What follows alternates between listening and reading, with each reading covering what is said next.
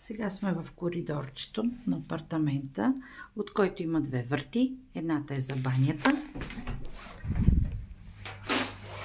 с душ кабинка.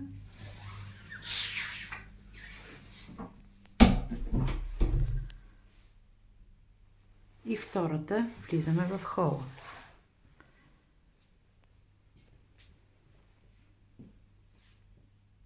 Хола е преходен и имаме врата към спалнята.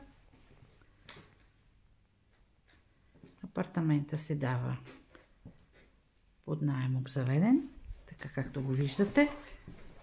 И от хола в ляво има арка, която се влиза в кухнята.